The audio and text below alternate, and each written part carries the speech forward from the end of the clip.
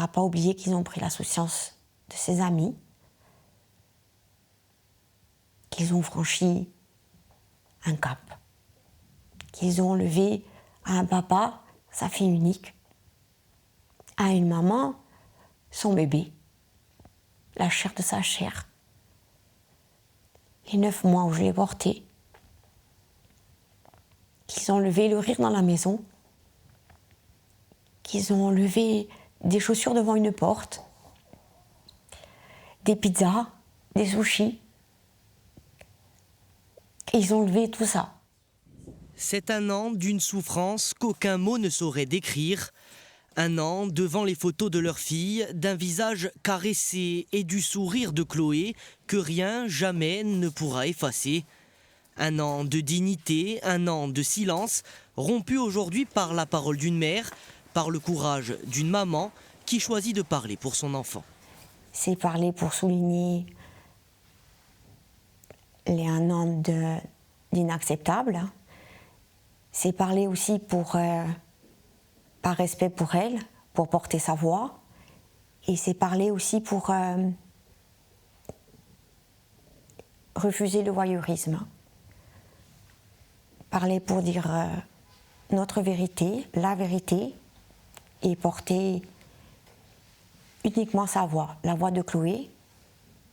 Elle s'est tue, mais il reste toute une famille. Il reste ses parents, son papa, sa maman, ses amis.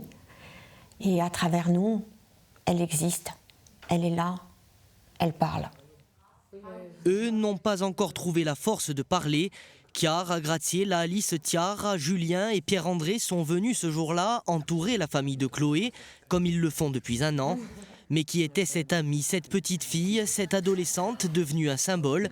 C'est aussi pour répondre à cette question que sa mère sort du silence. Une enfant attendue, aimée, une petite princesse qui arrivait, une princesse paillette. Une enfant qui a été facile,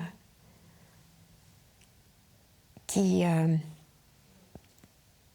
était câline, qui était bienveillante, qui a grandi comme ça, avec des valeurs, et qui a continué ainsi son chemin de petite fille qui a grandi, entourée d'amour, d'affection, de bienveillance, avec cette maison pleine de chaussures devant.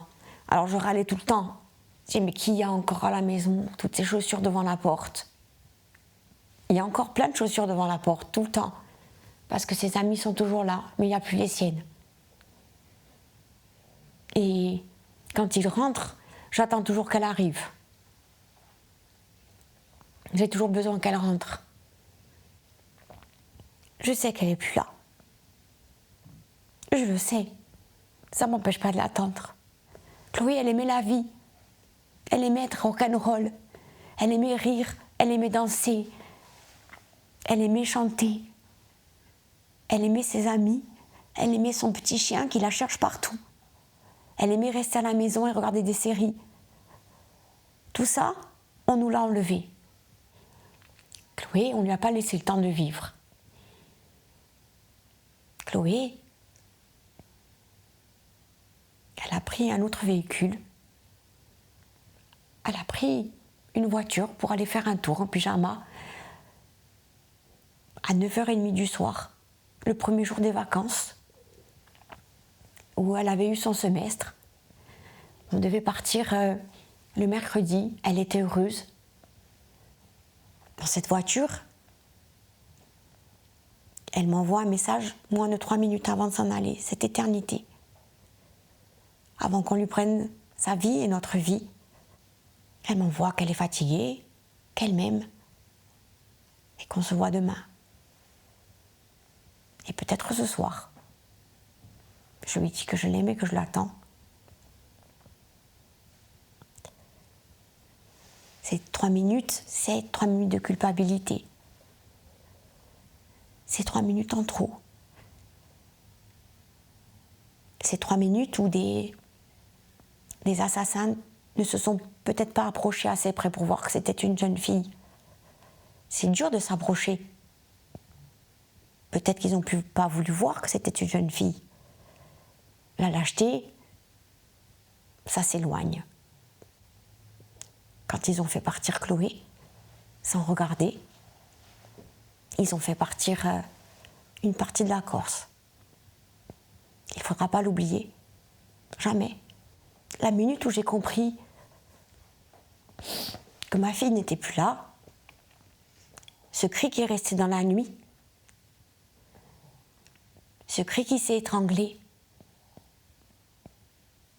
ce moment où je l'ai cherché et où je n'arrivais plus qu'à dire « c'est fini, c'est fini ». On ne peut pas se préparer à ça, jamais. Rien ne prépare une maman à perdre son enfant. Rien. Toutes les mamans vous diront la même chose.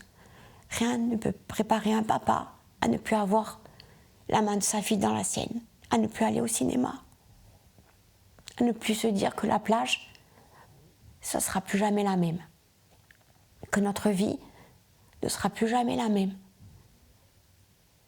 Nous, on n'aura pas de petits-enfants. Jamais. Depuis le 15 février 2025, l'affection et le soutien de tout un peuple, d'une véritable armée silencieuse, s'expriment à travers des lettres ou des présents, comme une lueur pour fendre l'obscurité, pour tenir debout malgré tout. On était enfermés, on était hyper protégés, la télé n'a jamais été rallumée.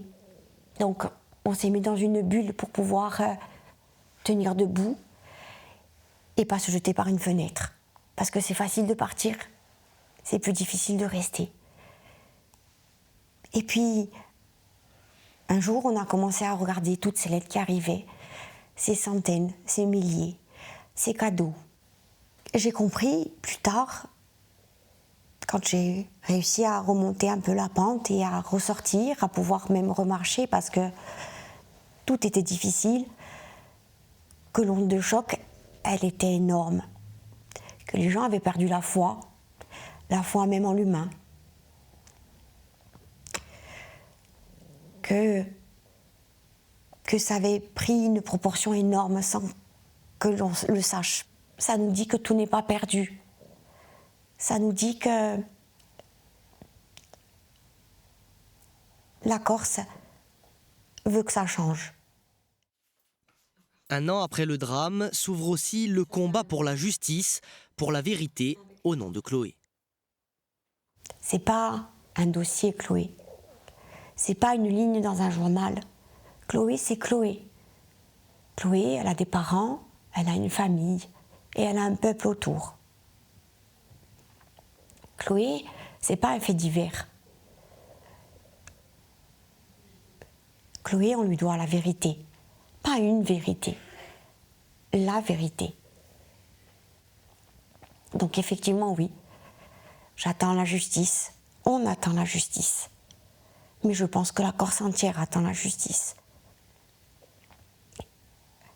De façon à pouvoir dire plus jamais ça. Je veux plus jamais qu'une maman, elle compte les secondes, les minutes, les heures, les semaines et les jours qui la séparent de son enfant. C'est pour ça qu'il faut parler de Chloé. Pour qu'on l'oublie pas. Pour qu'elle soit pas ce symbole de l'ensauvagement d'une société. Qu'elle soit le symbole plutôt d'une lumière, de quelque chose qui était beau, qui aurait pu apporter quelque chose à la Corse, qui aurait pu faire des enfants éduqués et bienveillants. Il faut se souvenir de ça. Pour l'instant, c'est le symbole d'une violence, de l'inacceptable, d'une ignominie, d'une ligne qui est franchie et qui n'aurait jamais dû être franchie. C'est le symbole de la lâcheté, d'une criminalité qu'on va rejeter. Chloé, elle va nous aider. On va gagner. On va gagner. Si je tombe, tu me relèves. Si je n'arrive plus, tu prends ma place. C'est comme ça. Je lui ai promis. Je lui ai promis.